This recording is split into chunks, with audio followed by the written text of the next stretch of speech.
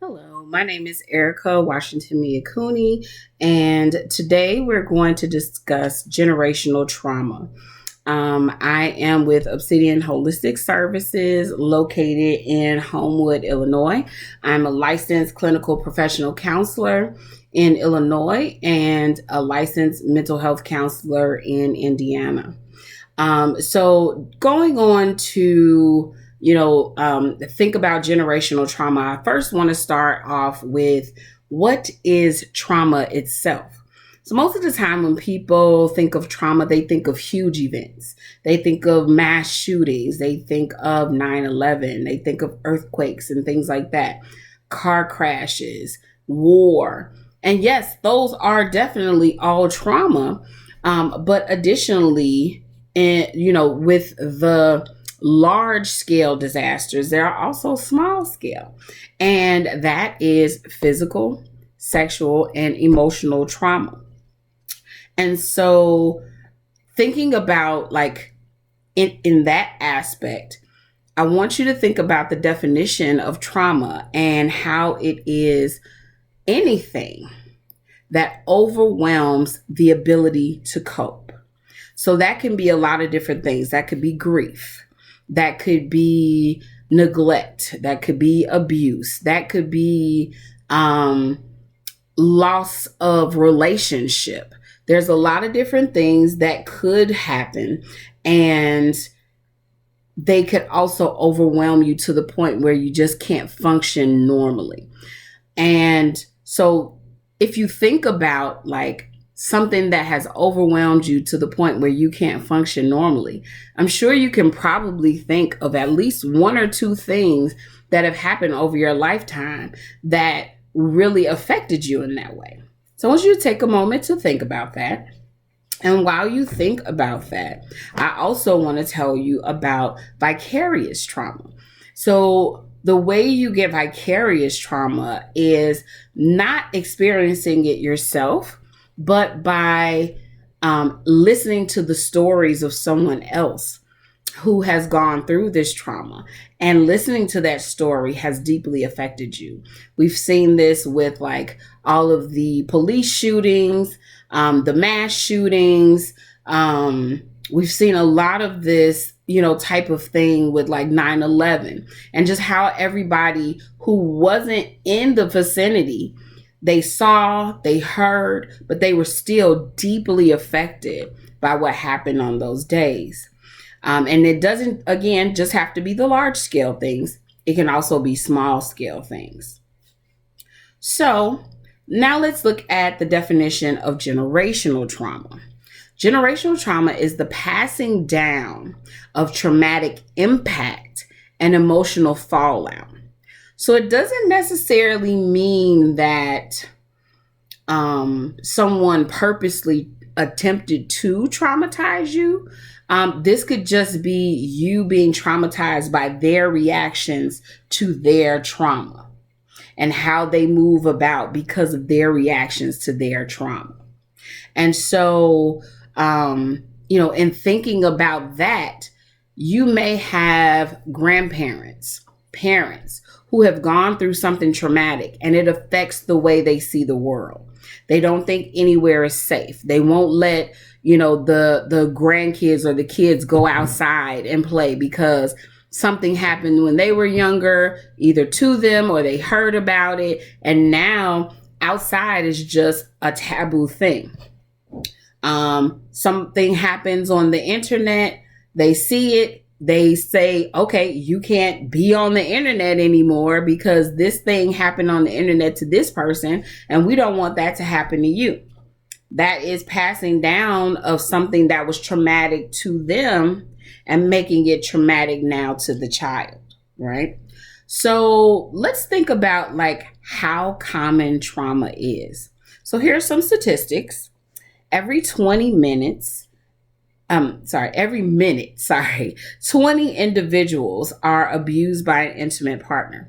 And the reason why I say intimate partner and not an individual versus man or woman and things like that is because there is no one specific gender that is the only one that gets affected by intimate partner violence.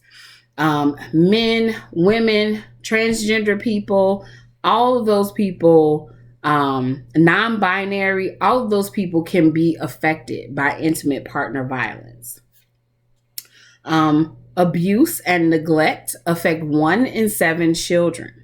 PTSD is developed by 4% of men and 10% of women.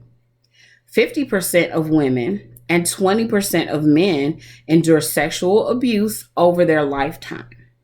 So some common examples of generational trauma are DV, domestic violence. It is alcohol and drug addiction, child abuse and neglect, being the family of a survivor of war or combat, immigration to this country. You may not think that those things hold trauma, but for some people, they definitely do.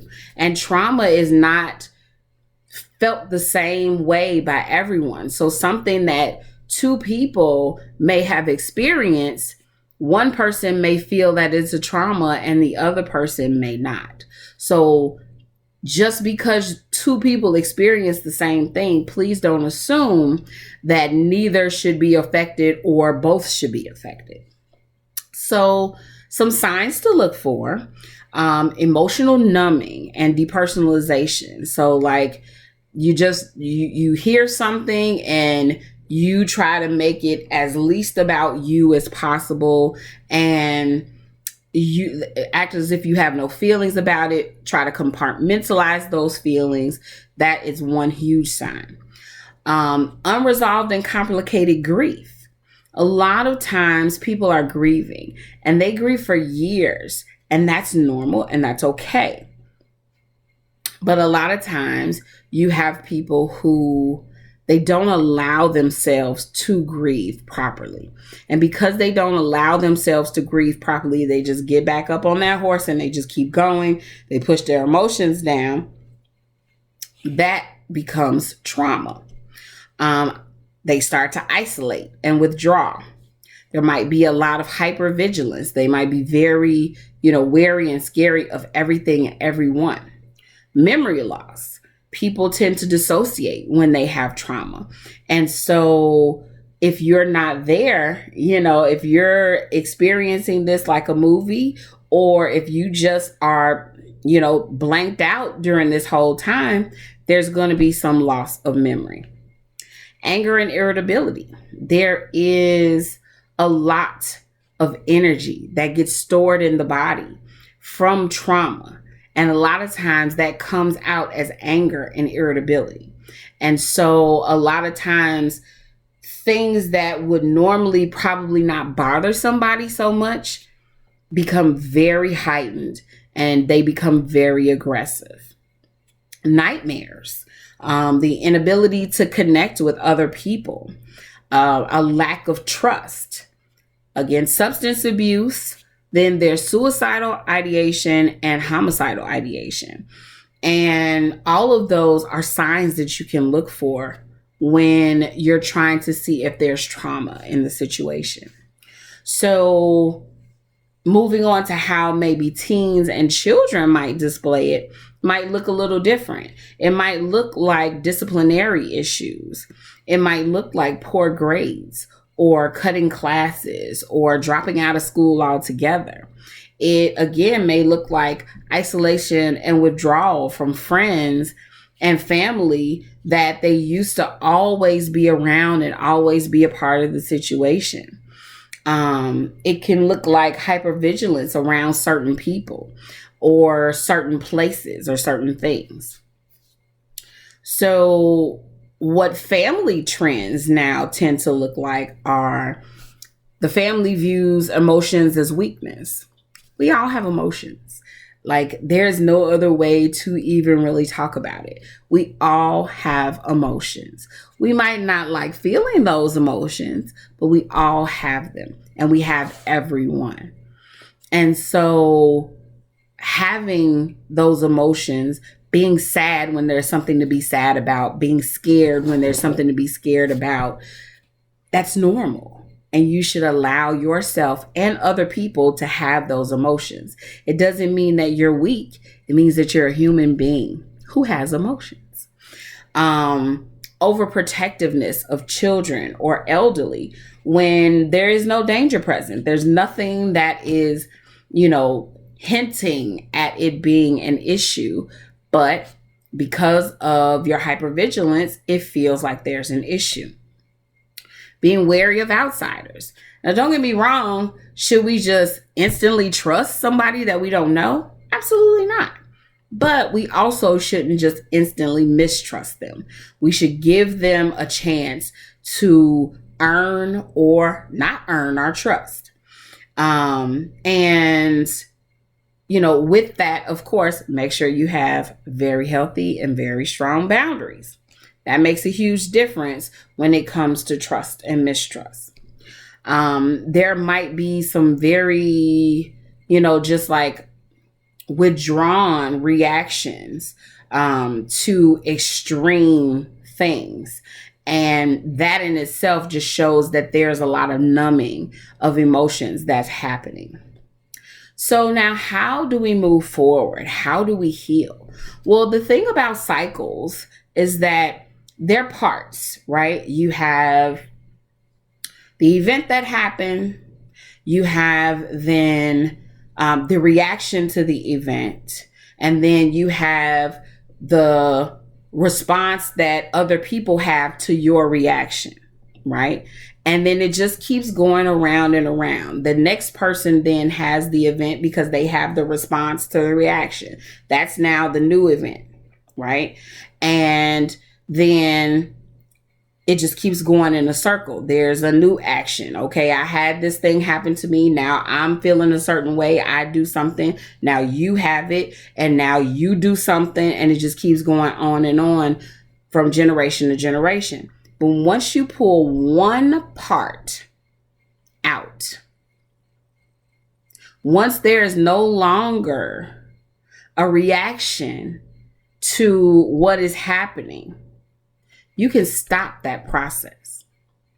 One of the biggest things is you just have to identify it. If you don't even acknowledge it, and there's a lot of things that happen in our community and we just do not acknowledge them. We act as if they do not exist when they exist heavily. And so we have to take the time to explore and identify those traumas. Next, we have to identify the attitudes and actions that keep the family stuck. So if you have this thought process that emotions make you weak, then you're not going to allow anyone else to have emotions. So then they have to try to compartmentalize, and then they develop anxiety and depression and panic and all those different kind of things. And they don't have the ability to function without intervention. And we just keep going in that circle. So if we can say like, okay, we've had this attitude that emotions make us weak and we haven't allowed people to have their emotions, let me allow somebody to have their emotions. Am I uncomfortable? Absolutely. But I'm still going to allow you to have your emotions. Maybe I'm going to tell you to go get counseling. Maybe I'm going to listen to you myself. Whatever it is that happens, it needs to be a change in attitude about somebody coming to people with the issue. Next is to have productive conversations. If the conversation is one-sided, telling you that, oh, you didn't experience that, or it wasn't that traumatic, or you brought it on yourself, or any of those kind of things, that conversation is automatically going to get shut down. It's not going to be productive. Nobody's going to do anything but keep going in the same pattern over and over again. But if you can sit and you can listen and you can hear and empathize with the person and what they're going through, then you can have that conversation and move forward. Of course, you can also seek individual and family counseling. counseling is a great way to have someone who is not biased listen to what's happening and give you an objective perspective on how you can move forward and how you can heal the situation. The last thing that you can do is learn and practice coping mechanisms. There's so many things that we can do for coping mechanisms, from exercise to meditation to prayer to, going and having new experiences, being around family and friends, going outside in nature and exploring your sensations and what happens with that. Those are all different ways that you can learn to cope with what's happening with you and calm those emotions down. And so the biggest thing is to take one of these things and break that cycle so that you don't keep having these things pass on to the next generation. That's all I have for you today. I hope that was very informative. If you have any questions or concerns, please feel free to reach out to me. Again, my name is Erica Washington Miyakuni, and I'm with Obsidian Holistic Services in Homewood, Illinois. Thank you and have a great day.